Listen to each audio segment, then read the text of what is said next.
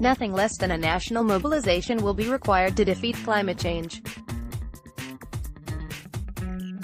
It will require every single one of us, and it's time to roll up our sleeves and get to work. There is no time to waste, declaring the climate emergency an existential crisis that requires bold and immediate action. Sen. Elizabeth Warren Tuesday night unveiled a proposal that calls for repealing President Donald Trump's tax cuts for the rich and corporations to help fund a transition to 100% renewable energy by 2035. Advertisement. Warren's plan adopts and builds upon the clean energy blueprint introduced by Washington Gov. Jay Inslee, who dropped out of the 2020 Democratic presidential primary race last month after running a campaign that centered the climate crisis as the most dire issue facing the U.S.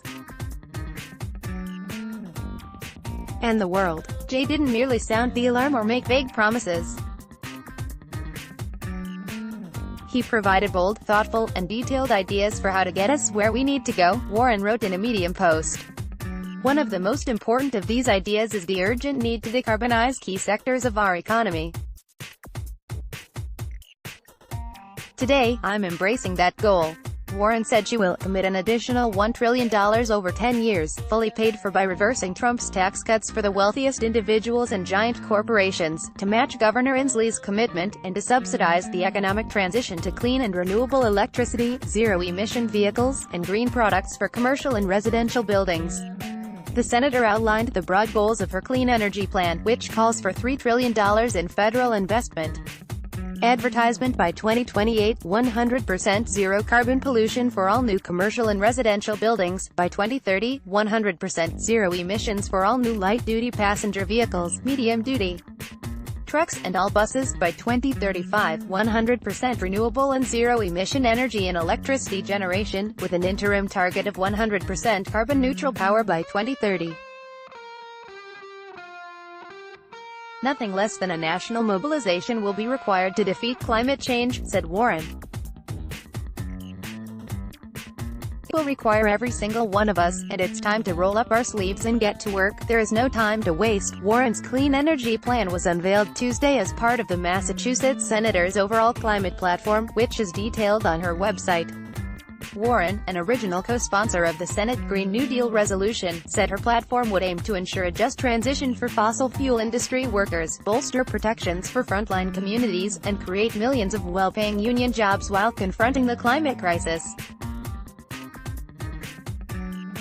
Advertisement. If we work together to make smart investments in our clean energy future, we will grow our economy, improve our health, and reduce structural inequalities embedded in our existing fossil fuel system, Warren wrote.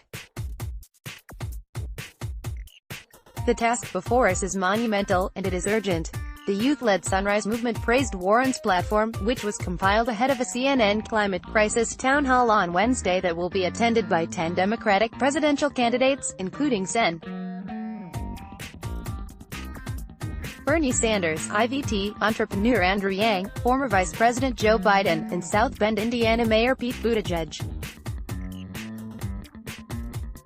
Ahead of tomorrow's at CNN. They're as detailed as they are bold. Thank you for your continued leadership. We hope this list keeps growing. Happy reading. Nerdface Open Book https://t.co/q7glue7 of Sunrise Movement. Sunrise, at Sunrise MVMT, September 4, 2019. Advertisement. In a statement on Tuesday, Mitch Jones, Climate and Energy Program Director at Food.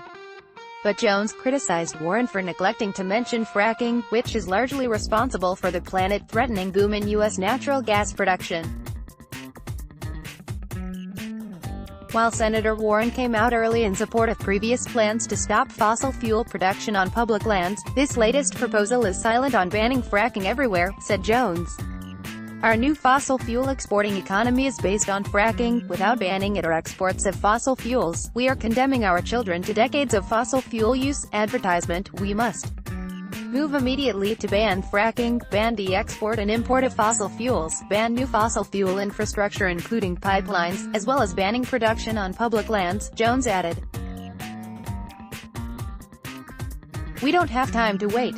Acting now is both a political and moral imperative. Let's block ads. Why?